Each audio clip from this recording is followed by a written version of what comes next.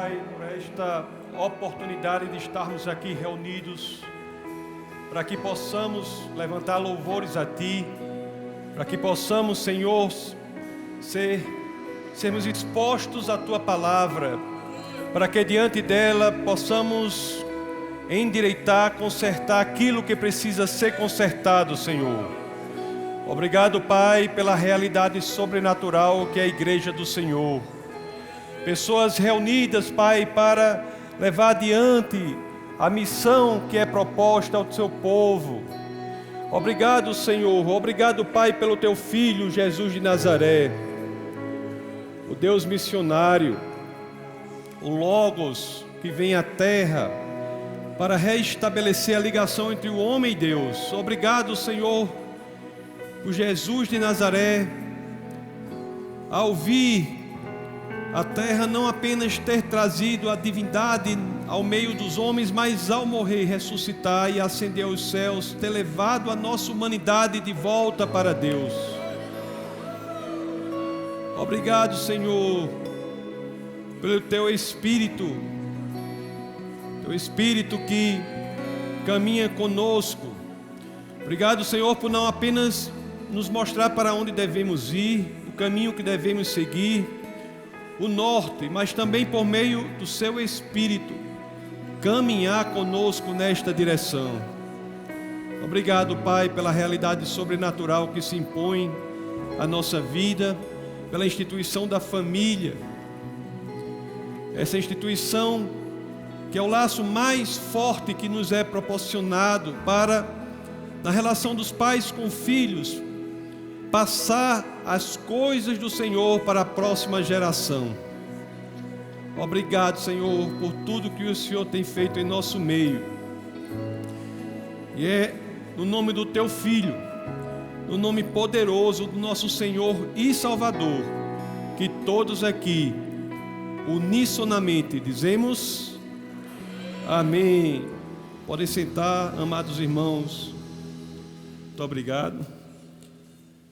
Meus queridos, que alegria estar aqui mais uma vez para compartilhar da palavra do Senhor e estar nessa oportunidade do culto da Escola de Pais para falar de instituição tão importante que é a família. De fato, irmãos, nós temos que saber que quando nós somos pais, quando nós temos filhos, enquanto pais, nós temos que ter a perspectiva de que não estamos apenas em uma guerra cultural, conforme nós vemos, no entretenimento, na televisão, na escola, mas estamos também em uma guerra espiritual. Essa guerra também é espiritual. Atacam os campos mais frágeis das crianças, mas com um fim maior de atacar a espiritualidade. Miram covardemente no âmbito da sexualidade, mas o alvo maior é a destruição do espírito, é o afastamento da pessoa de Jesus Cristo. Meus queridos, esses impulsos primitivos da sexualidade, é ali em que as pessoas se encontram vulneráveis desde a mais tenra infância, porque não é preciso ter uma elaboração intelectual mais sofisticada para ser atingido aí. E é por isso que esses ataques neste âmbito são tão ferozes quando dizem respeito à destruição de nossas crianças. O ataque no âmbito da sexualidade é sim um ataque covarde. Um ataque que é empreendido pelo esse grupo de ideias perverso, comunismo ideológico, para cooptar as pessoas, as crianças, adolescentes, jovens e afastá-las de Jesus Cristo. E é interessante que essas crianças e adolescentes, jovens, os filhos, são levados, induzidos a crerem em algo tão absurdo, como, por exemplo, a ideologia de gênero. Algo tão absurdo, crerem que um homem pode ser uma mulher pode se tornar um homem. Não pode, não é porque nós não queremos, é porque há um impeditivo chamado realidade. Mas mesmo assim, as crianças são forçadas a crerem nisso.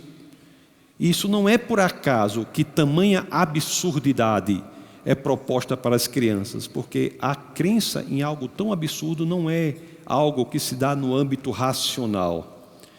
A criança, quando é forçada a isso, ela atua num campo de uma espécie de religiosidade falsa. A criança é trazida para crer em algo que a razão não se sustenta, para serem as crianças como fiéis de uma religiosidade perversa. Não é a fé do tipo cristã, porque a fé do tipo cristã exige o fundamento na razão, mas essa fé que é exigida das crianças e adolescentes para crerem em algo tão absurdo é uma fé esdrúxula, que não tem fundamento na razão. E quando menos se espera, pelas crianças terem que elaborar esses conceitos, não na razão, mas numa espécie de religiosidade mesmo, uma espécie de fé cega nessas coisas, quando menos se espera, tudo já se impregnou no coração. Temos que estar atentos. A ideologia de gênero é a porta de entrada para todas as demais ideologias comunistas na criança, nos adolescentes. Não tenho dúvida disso. Pessoa que entra por isso, fatalmente irá flertar com feminismo, antinatalismo, antipatriarcalismo, ambientalismo, negrismo, teoria crítica racial, veganismo. O veganismo está a um passo do ato de enaltecer a criação no lugar do Criador. Um passo para enaltecer a natureza no lugar do Criador. Tira-se Jesus e bota o papagaio da cara roxa. Deixa de buscar o Pai Nosso para adorar a Mãe Terra. E quando menos esperamos ali, um grupo de panteístas tupiniquins.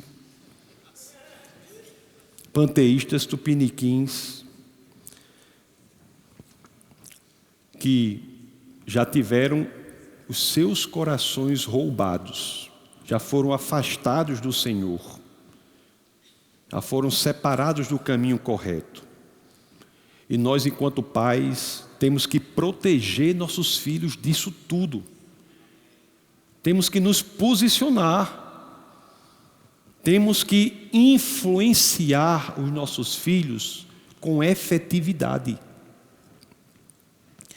E de fato, amados irmãos, se você pensar bem, se você analisar e ver a questão como ela é, não há oportunidade maior na vida de influenciar outra pessoa para Cristo do que aquela que Deus nos dá na relação da paternidade e da maternidade. Não há. Qual é a outra pessoa que você terá uma oportunidade maior de influenciar senão os seus filhos? Qual é? Você tem que pensar nos filhos como almas que Deus nos deu aos nossos cuidados.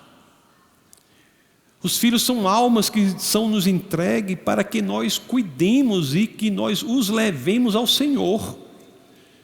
Essa é a missão precípua da relação de paternidade e de maternidade. Que nós encaminhemos os filhos para a verdade, que é Jesus de Nazaré. Influência com efetividade.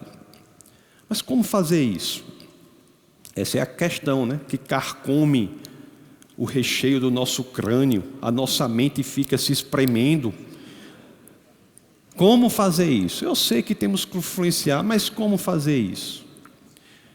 Eu comecei a escrever um livro sobre esse tema e o que eu fiz foi o seguinte, vou fazer aqui para vocês o que eu estou fazendo.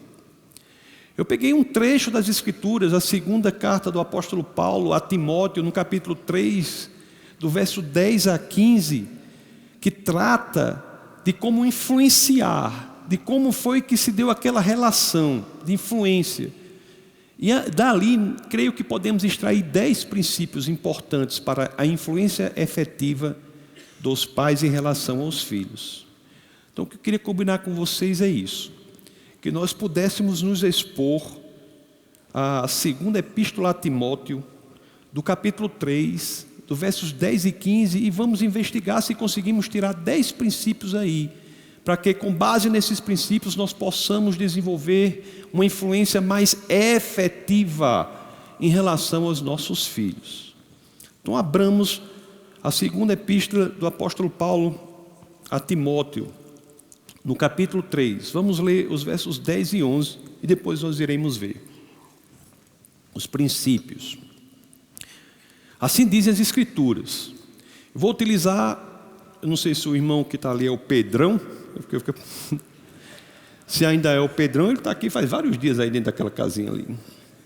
Mas se for o Pedrão, vou utilizar a NVI, depois que eu vou pedir um verso na Almeida. Mas, assim diz as Escrituras, mas vocês têm seguido de perto o meu ensino, a minha conduta, o meu propósito, a minha fé, a minha paciência, o meu amor, a minha perseverança, as perseguições e os sofrimentos que enfrentei, coisas que me aconteceram em Antioquia, Icônio e Listra. Quanta perseguição suportei, mas de todas essas coisas o Senhor me livrou.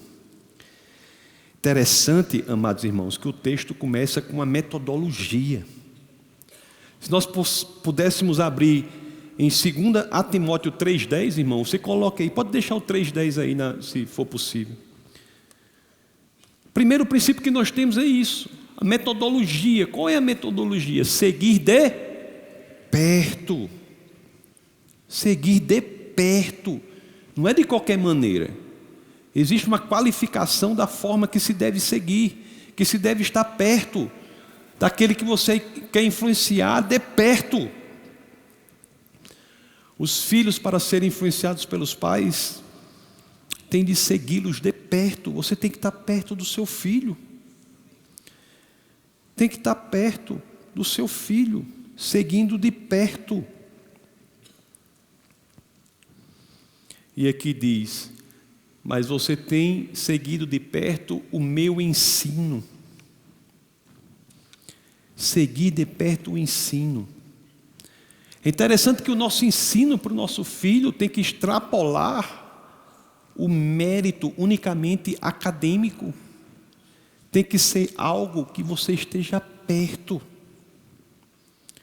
Será que você tem acompanhado as decisões do seu filho, tem se interessado pelas decisões do seu filho, tem conversado com ele sobre os assuntos, tem visto de perto como ele se comporta, e ele tem visto de perto como você se comporta? Será que seu filho tem visto de perto como você reage? Você tem estado perto do seu filho?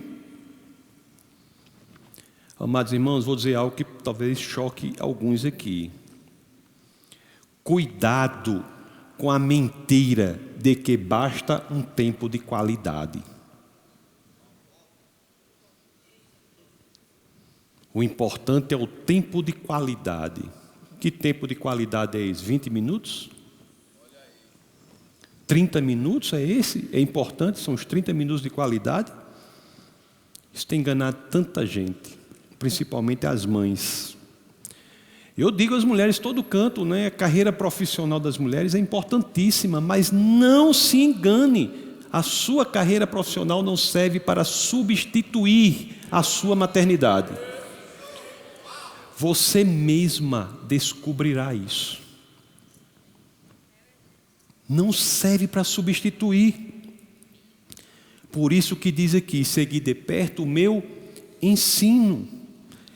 O que me chama a atenção aqui é este pronome possessivo utilizado pelo apóstolo Paulo. Ele não é seguir de perto o ensino, seguir de perto o meu ensino. Seu filho tem seguido de perto o seu ensino? Não basta, amados irmãos, seu filho saber em que a igreja em que você congrega crê, acredita, por mais bem alinhada que seja, doutrinariamente, teologicamente, mas não basta. Não basta. Seu filho tem que saber também em que você crê. O seu ensino. Você já conversou com seu filho sobre a sua fé? Sobre o porquê você pessoalmente crê da forma que você crê? Sobre o porquê você tem esse ensino? O porquê você tem essa doutrina? Seu filho tem que conhecer a base pessoal da sua fé. Quando seu filho conhece a base pessoal da sua fé, isso fará com que a sua conduta fale muito mais alto a ele sobre Cristo.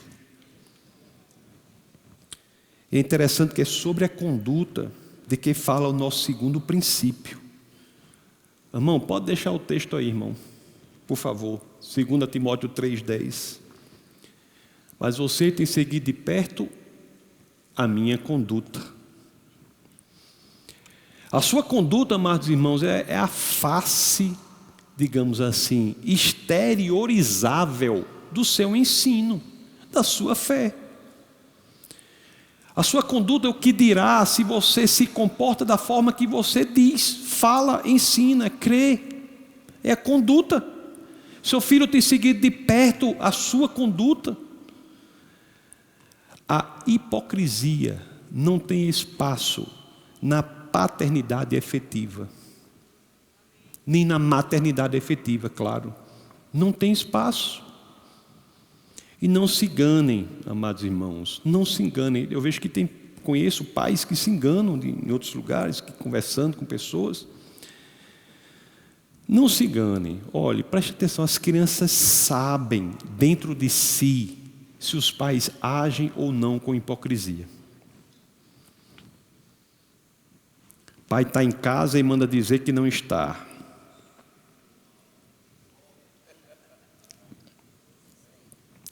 A pessoa prega em todos os lugares um modo de vida, mas gasta o seu dinheiro em outras coisas. Amados irmãos, a conduta íntegra, não tenha dúvida, é um dos maiores aliados na influência, meus queridos, que você deve exercer sobre seus filhos. Vamos pensar assim, nos momentos mais tenebrosos da sua vida, nas situações difíceis porque sua família está passando, qual foi a sua conduta? Qual foi a conduta que seu filho viu você ter? Foi uma conduta de acordo com o que você prega? Ou foi divergente, discrepante, ou, Deus queira que não, oposta ao que você crê? Ele viu em você a resposta de fé e esperança em Jesus Cristo? Nos momentos difíceis? É porque a conduta, ela avaliza o ensino, ela espelha o ensino. Agora eu vou pedir para o irmão abrir na tradução Almeida, Provérbios 22:6, para que vocês tenham uma ideia da importância da conduta. Provérbios 22:6 na Almeida, que é uma tradução mais bem feita, mais adequada. As Escrituras dizem assim: ensina a criança no caminho em que ela deve andar, e ainda quando for velho não se desviará dele. Essa passagem é profundíssima, me permita o superlativo, profundíssima. Porque tem uma preposição aí que às vezes passa despercebida. Mas quando nós prestamos atenção, ela muda todo o significado. As Escrituras não estão dizendo, ensina a criança o caminho em que ela deve andar. Não, não é apenas isso. Ensina a criança, você também estando no caminho em que ela deve andar. Ensina a criança no caminho em que ela deve andar. Não é apenas o seu ensino, mas também a sua conduta. E para isso, não é servível apenas o ensino, mas também a conduta correspondente. A sua conduta será a verificação de que seu ensino é genuíno. Interessante aqui que o texto agora, irmão, pode voltar à NVI na segunda epístola de São Paulo a Timóteo, no capítulo 3, no verso 10. Interessante que o texto agora, ele aprofunda mais ainda. Ensino, conduta. E ele aprofunda. Ensino, conduta voltados a um propósito. Mas você tem seguido de perto o meu propósito? O meu propósito? Se alguém chegar neste momento, diante do seu filho, e perguntar, respeitosamente perguntar, para o seu filho, perguntar assim: o que que você acha que é o propósito de vida dos seus pais? O que é que seus filhos diriam? O que é que você acha que é o propósito de vida dos seus pais? Amados irmãos, nós temos um propósito, nós temos uma missão a realizar. Isso tem que estar evidente ao seu filho. Todo crente é um missionário, tem um propósito. Se o crente não for um missionário, a segunda opção é que ele é um impostor. Todo crente é um missionário, ou é um missionário ou um impostor. Seu filho tem visto você colocar o propósito, a sua missão que Deus colocou no seu coração como prioridade em sua vida? Tem visto isso? Ou não? Ele tem visto outra coisa ocupar esse lugar. Mas irmãos, para saber o que está em primeiro lugar na sua vida é fácil. Eu digo assim, feche os olhos e faça uma lista das suas prioridades. Honestamente, eu não vou pedir para ninguém falar, claro, nem você vai falar para ninguém. É consigo próprio, coloque o seu coração sob escrutínio, sob investigação. Faça uma lista das suas prioridades. Honestamente, o que tiver em primeiro lugar, este é o seu Deus. Este é o seu Deus. Se as prioridades não estão alinhadas, nós temos que reassumir o controle e realinhá-las.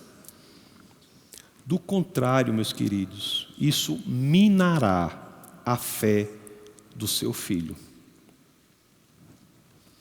Vamos aqui para o quarto princípio. Mas você tem seguido de perto a minha fé. Eu me coloco diante disso porque fé é algo sobre o que falamos muito, muito. Mas eu sempre me pergunto, e se me dão a licença, eu gostaria de fazer a pergunta para vocês também. O quanto do que falamos sobre fé nós conseguimos viver em nossas dificuldades? Quantos por cento do que a gente fala sobre fé, a gente consegue viver efetivamente quando estamos passando por dificuldades? Quando estamos passando pelos momentos mais tenebrosos, quando tudo ao redor parece ter desmoronado, quando estamos assim, como nós reagimos a esses momentos? Como reagimos? O que sai da nossa boca, o que sai do nosso coração? São palavras vazias, cambaleantes sobre as suas próprias pernas, palavras trôpegas, ou não? São palavras transbordantes de fé naquele para quem não há impossíveis. Seu filho verá isso. Sua postura de fé em Cristo, principalmente nas intempéries, dificuldades, vicissitudes, porque todos passamos em nossas existências, falará muito ao seu filho. O quinto princípio fala da paciência, mas você tem seguido de perto a minha paciência. Eu tenho, às vezes, que também tem muito cuidado com isso aí. erram muito nisso, porque a gente planta e não cresce. A gente planta sementes e não crescem amanhã. E quando menos nos esperamos, queremos flertar com a ideia de desistir do plantio, do projeto, da missão. Os pastores têm que saber isso. Se não souberem, vão estar num processo de autodestruição. Porque quantos pastores dedicam tempo e mais tempo, semanas, meses, anos, a certas pessoas, e às vezes não tem o retorno que esperavam, no tempo que esperavam. Mas por outro lado, amados irmãos, nós não podemos esperar que nosso filho aprenda em 8 semanas o que nos levou 8 anos para aprender. Às vezes nós não temos paciência. Temos que ter paciência. O filho tem que aprender, seu filho tem que aprender com você que existe um tempo de Deus, um tempo do Senhor.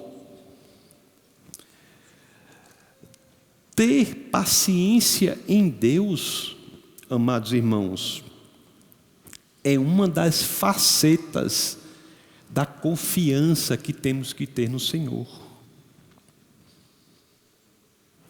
O 6º princípio diz assim: mas você tem seguido de perto o meu amor.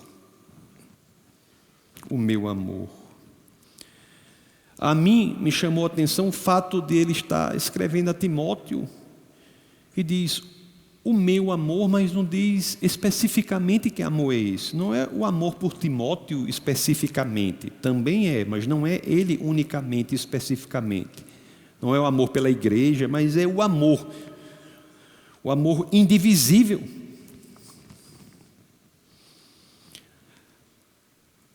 O filho tem que ver em nós o poder do amor. Quando pessoas fazem algo contra nós, como fica o nosso coração? O seu filho vai saber. Nas reuniões do almoço, dentro de casa, vai saber. O filho tem que ver em nosso coração, nas conversas, nos posicionamentos, como está o nosso amor, principalmente quanto àqueles que não nos parecem muito amáveis. Amar quem achamos que é amável é fácil. O amor que constrange e ensina é quando amamos aqueles que não nos parecem ser muito amáveis. Não estou dizendo que é fácil. Tanto não é fácil, que o que vem logo depois aí é: você tem seguido de perto a minha perseverança? Não é fácil. Estou dizendo que é fácil. Mas, irmãos, vou dizer uma coisa para vocês: perseverança é central, nevrálgica, visceral, está no epicentro da nossa caminhada cristã. Se você tiver que desistir de algo, algum dia, pode até fazer, desistir, pode até fazê-lo. Mas não faça isso, não desista de algo sem saber que desistir é um hábito que nós alimentamos e que pode se transformar em um monstro na nossa vida. E as consequências ainda são piores. Nós não podemos ter o impulso ou atender o impulso de sempre querer sair do desconfortável, sempre querer sair do caminho mais difícil, sempre buscar a solução mais fácil. Isso é minar a nossa fé. Seu filho tem visto isso, tem sido preparado para enfrentar as dificuldades da vida.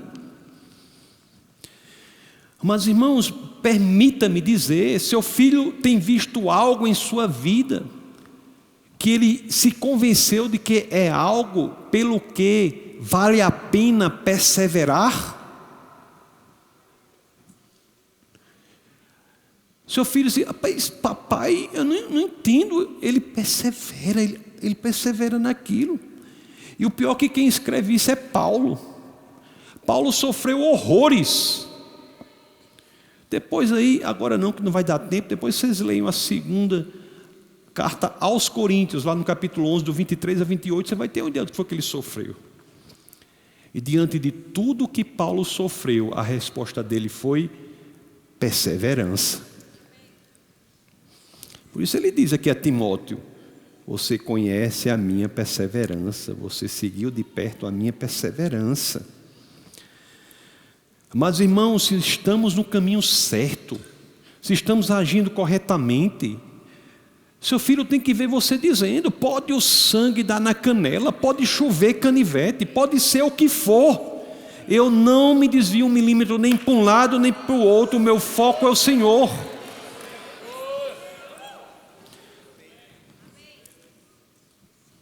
Eu perseverarei no Senhor.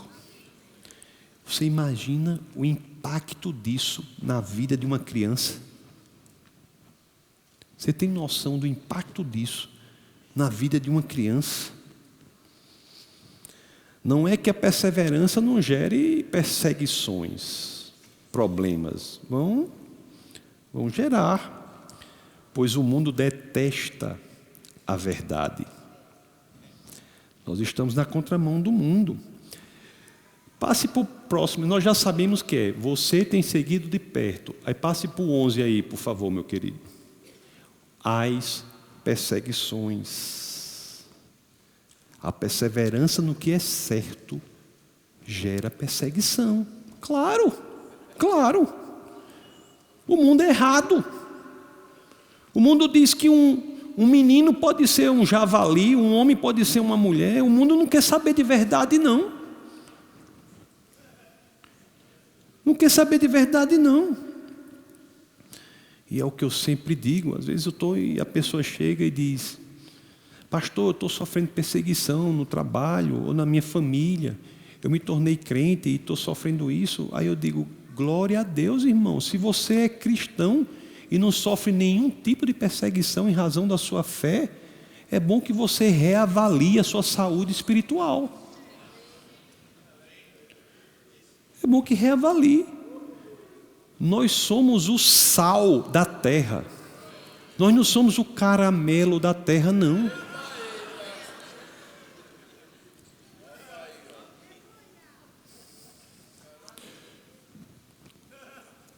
O mundo é para não gostar de nós.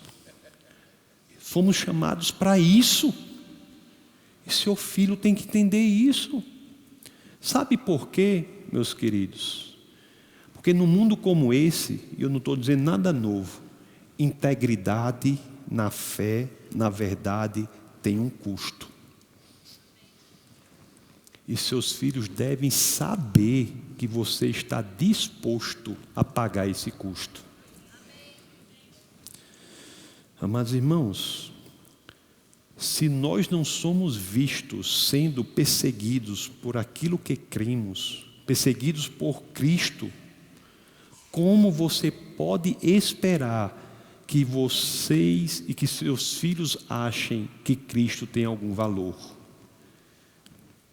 Se você não está disposto a pagar o custo que é a perseguição por seguir a Cristo, como você pode esperar que seu filho entenda que Cristo tem algum valor? A perseguição por Cristo gera algum sofrimento. Aqui diz, né? E os sofrimentos que enfrentei. Os sofrimentos. Perseguições geram sofrimentos.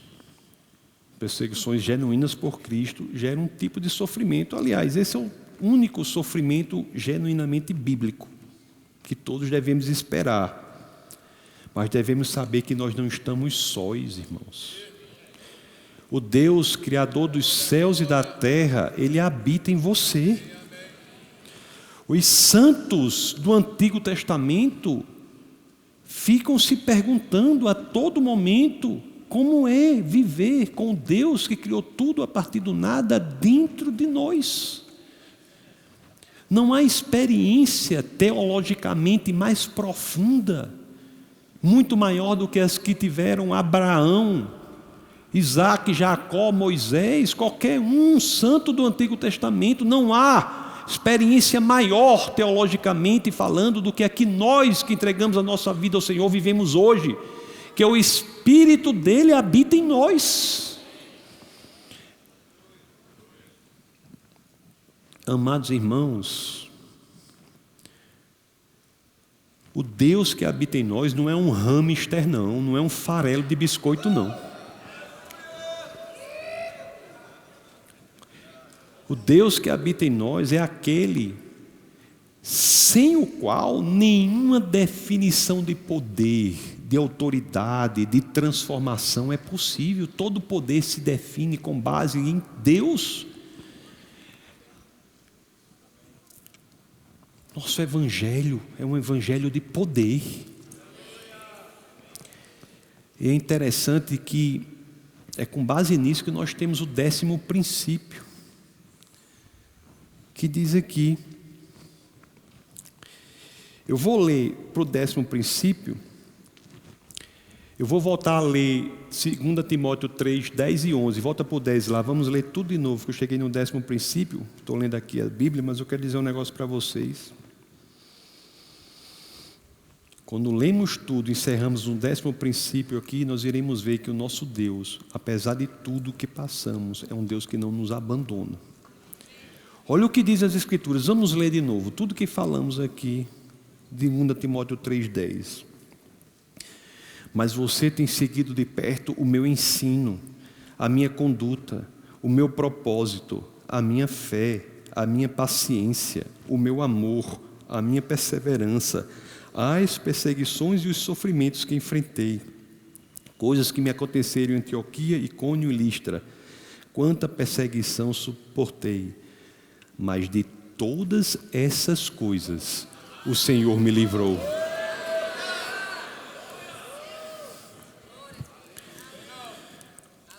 O seu filho está próximo e sabe das libertações, dos livramentos que o Senhor lhe deu de todas essas coisas. O Senhor tem sido maravilhoso em nossa vida e seu filho sabe disso. Quantas libertações nós já tivemos, curas da alma, curas do corpo. Situações que olhamos para um lado, para o outro, não há saída, e quando nós nos conectamos fortemente ao Senhor, nós encontramos a paz que excede todo o entendimento, restaurações de relacionamentos. Você tem orado com seu filho em agradecimento ao que o Senhor fez? Oração de agradecimento, da perspectiva de Deus, é muito interessante. Porque Deus, ele não é carente. Ele não é carente. Após 400 anos de silêncio, quando Deus aparece novamente a seu povo, ele aparece a Moisés na sarça ardente, no arbusto flamejante, que eu falo, brincando, na moita tocando fogo. E quando Moisés olha para aquela sarça ardente, uma característica imediatamente salta aos olhos de Moisés. Ele diz: essa chama não consome a sarça. O fogo não consome a sarça. É claro, o fogo que representa Deus não precisa de nada para a sua existência. Ele é autossuficiente. Autossuficiente. Quando Moisés pergunta quem eu vou dizer que o Senhor é, ele diz: diga que eu sou o que sou. Eu não sou aquele que você quer que eu seja. Eu sou autossuficiente. Eu sou em quem a perfeição está presente. Amados irmãos, esse é o nosso Deus. Esse é o nosso Deus.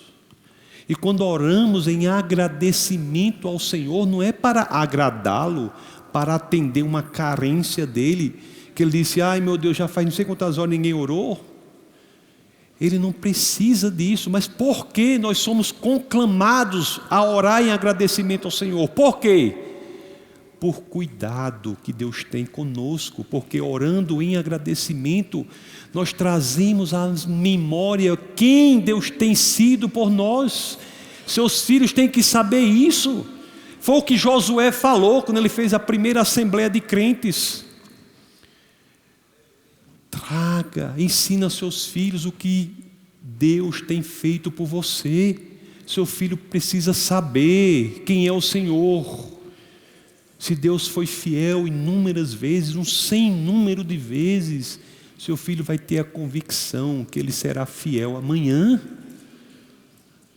Por isso que temos que orar em agradecimento o tempo todo, por nós, não por Deus, por nós, para que saibamos quem Deus é e quem somos em Deus.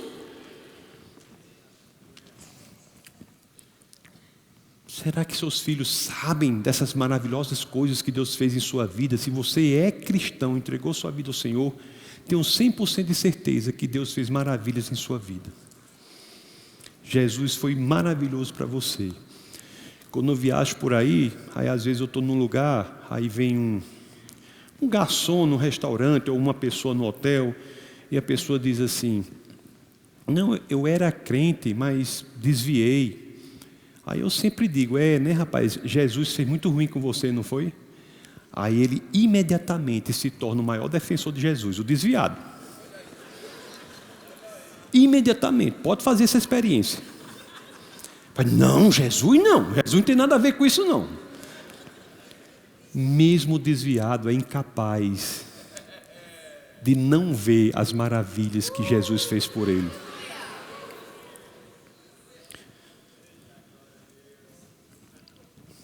Então nós temos que dizer aos nossos filhos, temos que chegar para os nossos filhos e dizer assim: olha meu filho, sem Jesus eu não sou nada, mas com Ele tudo posso. Olha meu filho, quando os desafios grandes aparecerem na sua frente, ore ao Senhor. Se for do Senhor, enfrente os desafios por maiores que eles sejam.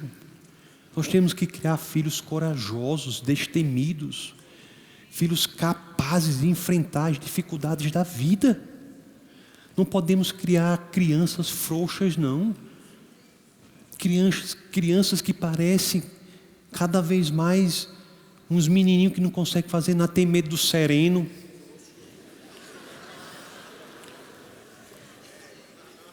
Sai, menino do sereno. Quando esse menino tiver um desafio para enfrentar, ele aprendeu a fugir do sereno. É a verdade.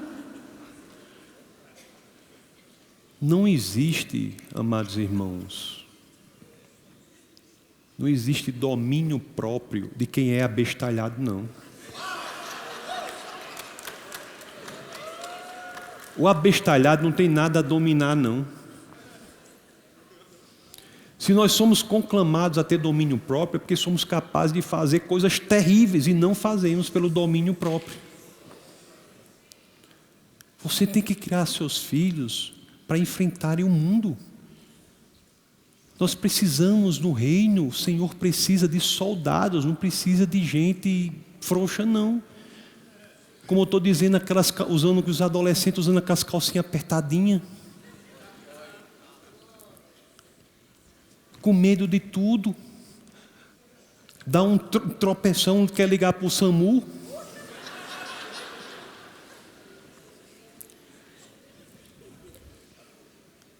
Então nós temos que criar nossos filhos primeiro vendo quem nós somos, que somos capazes de enfrentar as dificuldades para o Senhor e também tornando eles próprios pessoas fortes, soldados corajosos. Amados irmãos, as Escrituras nos conclamam um relacionamento de influência eficaz nos nossos filhos. E o mundo provoca o contrário. O mundo conclama que a família busque 3 objetivos: mulheres insubmissas, filhos desobedientes e homens abestalhados, homens frouxos, que não assumem a liderança. Nós somos o contrário disso. Eu já disse aqui da outra vez. Na família cristã, o modelo da família cristã que dá certo é o bíblico. E o modelo bíblico é o homem ser capaz de morrer por sua esposa. E eu disse, vou repetir, você, moça que está procurando um rapaz para casar, se seu rapaz usa maquiagem, fuja desse rapaz. Fuja.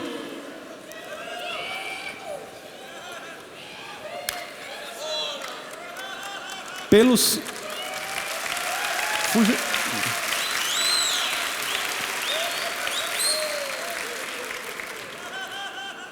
Fuja simplesmente porque um rapazinho com maquiagem não vai ser capaz de morrer por você.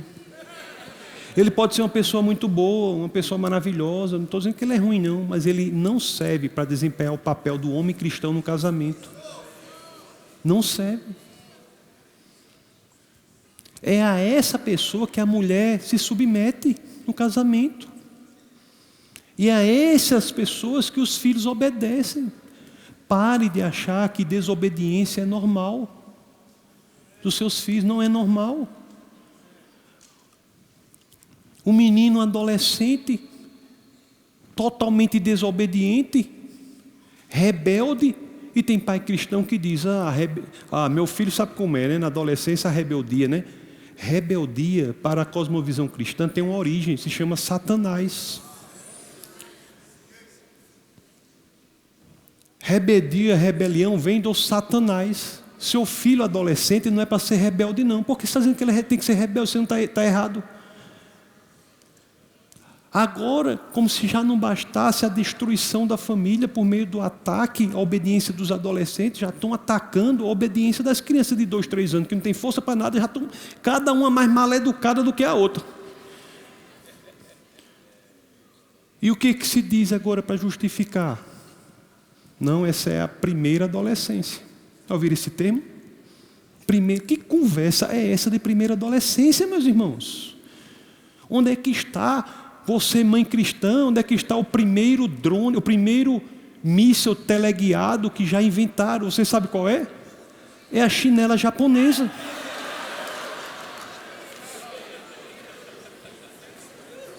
Até curva ela faz. Até curva ela faz. Aí você vai criar um menino como se não fosse. A mãe engravida, viu, irmã, eu vou dar a minha opinião, a senhora depois desfaz, se achar interessante. A mãe quando engravida, eu dou logo o conselho, não vá, pelo amor de Deus, fazer nenhum curso de mãe pela internet não. Porque daqui a pouco, essa mãe que faz esse curso de mãe, acabou a família. Porque o menino, ela vai aprender no curso que o menino só pode comer 7 confetes, metade azul, metade verde, aquela hora, porque não sei o quê, não sei o quê. Você tem criado seu filho da forma que deu certo, que você foi criado.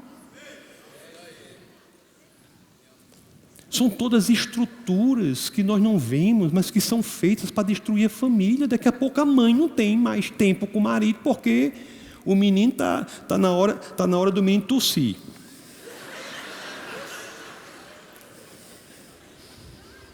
Se meu filho não der 2 tossidas a cada 12 horas, tá desse jeito, irmãos. Tá desse jeito.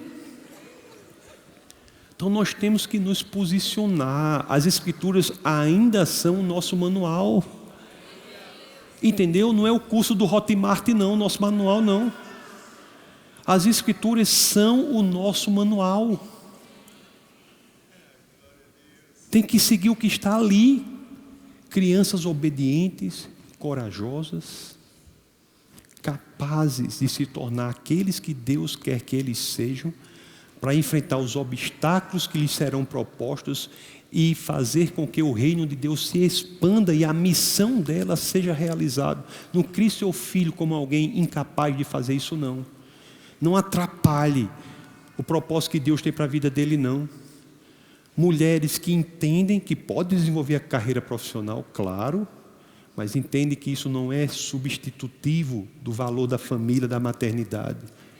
Mulheres que entendem o poder que tem em uma família sólida. Mulheres que entendem que os laços que se realizam em uma família, laços de cumplicidade, laços fortíssimos, são insuperáveis com qualquer outra relação e por isso tem que nutrir a família. E homens que entendem que tem que tomar a liderança da sua família, tem que cuidar dos seus filhos, tem que decidir. O homem hoje não decide. Está um abestalhado total. Tem que decidir nos interesses da sua mulher e da sua família. Mas ele tem que decidir. Sabe por que ele tem que decidir? Porque se der errado, a responsabilidade é dele. Ele é chamado para isso. Pessoas fortes. E as Escrituras nos orientam nessa passagem a como fazer isso. Deus é bom, amados irmãos. Então, diante do que foi dito, se alguém fez alguma coisa errada, conserte-se com o Senhor. Se tem agido errado com seu filho, chegue para o seu filho, converse, peça perdão. Diz: meu filho, eu estava errado, não vou mais errar. O que tiver que endireitar, endireite e siga adiante. Porque no cristianismo, amados irmãos, com um coração sincero, com um arrependimento genuíno, no cristianismo, sempre é possível começar de novo. Vamos orar. Senhor, muito obrigado, Pai, por tudo que o Senhor tem feito em nosso meio. Obrigado, Senhor, por pais determinados, posicionados, mães posicionadas, filhos obedientes, famílias que entendem o papel que tem de desempenhar no plano de Deus. Obrigado, Senhor, pela instituição da família, essa instituição capaz de resistir às mais profundas tiranias. Senhor, nós sabemos que todas as tiranias na história da humanidade não se iniciaram sem antes atacarem ferozmente o poder da família. Mas nós, cristãos, não deixaremos que nossa família seja destruída. Nós temos não só as Escrituras que nos orientam o que fazer, mas temos o Espírito de Deus que caminha conosco, nos aconselha, nos constrange quando erramos. Nós temos o Espírito do Deus Criador dos céus e da terra, daquele único capaz de ser o sujeito do verbo criar o universo, o verbo bará, de criar tudo a partir do nada. É este Deus, o Espírito deste Deus, que habita em nós e nos direciona para sermos aquele que Deus quer que nós sejamos. Obrigado, Pai, por encher a nossa vida de propósito, encher a nossa vida de sentido. Obrigado, Pai, por trazer novo significado à nossa família, dar uma dimensão real do que é a família, colocar a família na perspectiva correta da eternidade, como elemento de propagação para as próximas gerações da palavra do Senhor, de quem Deus é. Obrigado, Pai, pelo entendimento de que nossos filhos são, acima de tudo, almas que o Senhor nos dá, para que possamos durante o tempo aqui na terra fazer o melhor que está ao nosso alcance, para que ele saiba quem é o Senhor. Obrigado, Pai, por esta realidade que cai sobre a sua igreja, pela igreja posicionada, pela igreja firme, pela igreja que sabe que está na contramão do mundo, pela igreja que entende que tem um papel único, o papel de levar adiante a verdade no mundo de mentiras, a esperança no mundo de desesperança. Obrigado, Senhor, por tudo isso. E é no nome do Teu Filho, o Deus missionário, o Logos, que se fez carne, que se limitou, que ingressou no espaço e no tempo por amor a nós. Jesus de Nazaré. Obrigado, Senhor, por tudo que Ele fez, porque é graças a Ele, por Ele, para Ele, que tudo o que fazemos tem sentido, tem propósito, tem significado. É por Ele que vivemos. Obrigado, Senhor. E é no nome dEle, no nome ao qual todo nome há de se dobrar, no nome capaz de exercer maravilhas e restaurar famílias quebradas, restaurar relacionamentos, restabelecer filhos posicionados diante da palavra do Senhor, filhos obedientes. Obrigado, Senhor, por Jesus, e é no nome dEle, no nome poderoso do nosso Senhor e Salvador, que todos aqui, em uma só voz, dizemos: sejamos todos abençoados, meus irmãos, na prática da palavra do Senhor.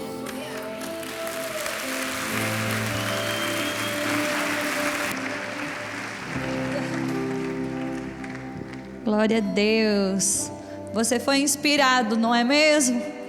Eu queria deixar aqui para vocês, recomendar mesmo o perfil, né, do nosso querido aqui, pastor, irmão Tassos Licur. Você pode seguir ele no Instagram. Ele posta de fato um conteúdo muito enriquecedor. Ele tem um ministério de defesa da fé mesmo. E eu queria deixar aqui como recomendação para que você possa seguir. Ele é nosso professor também da Escola de Missões, teve um tempo aqui conosco, ministrou ontem nos jovens, e ele gravou conosco também um podcast da Escola de Paz, que em breve vai sair, e você vai com certeza ser mais enriquecido. Eu queria pedir para que, se você não precisa sair agora, você espere um pouquinho no seu lugar. Nós estamos terminando o culto. De fato, ainda nós estamos no nosso tempo e nós temos algumas coisas para cumprir ainda aqui. Amém? Primeiro, eu quero dar a oportunidade para você que está no nosso meio e você nunca confessou a Jesus como Senhor e Salvador da sua vida. Eu quero dizer para você que essa é a sua noite.